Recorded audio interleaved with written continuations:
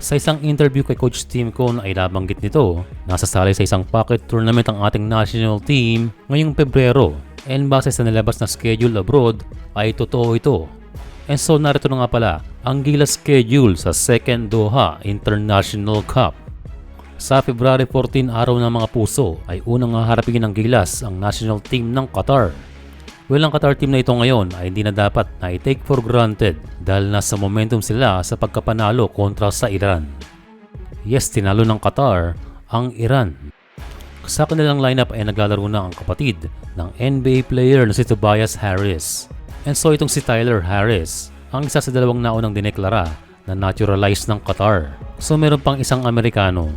Pero ayon sa balita, ay ginawa ng local o eligible sa FIBA ang isa sa dalawang naturalized. So Qatar is playing with 2 Americans. But again, yan ay decision. Kaya dapat harapin ng Gilas ang hamon ng host nation.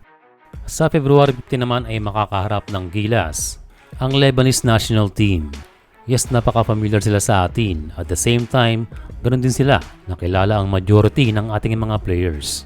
Isa sa dapat abangan sa Lebanon ay ang NCAA D1 player na si Youssef Khayat, listed as 6'9".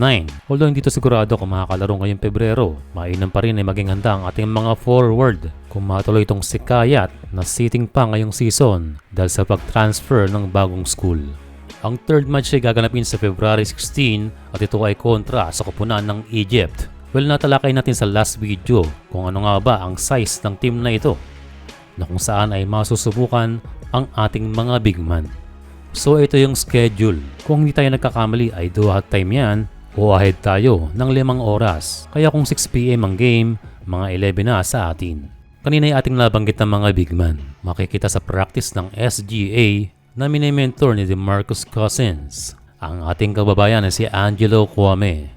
Well, Ange is taking advantage of this lifetime opportunity na siya ay maturuan ng isang veteranong NBA All-Star na hinahangaan ng mga mas nakakabatang sentro. Well, this is a good idea and mas maganda ay umabot sa Gilas ang pagtuturo ni Cousins. At ang maganda ay interesado rin itong si Andre Blatch to be a big man coach someday ayon sa kanya.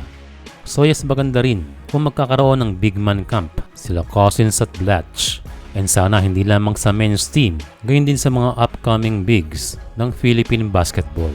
And kung pag-uusapan naman ng SGA, ayon kay Coach Charles Chu na mas malakas ang kanilang team ngayon kaysa last year. Bukod sa mga imports, ay maglalaro din si Mikey Williams at magbabalik si Renza Bando na excited na magbalik basketball.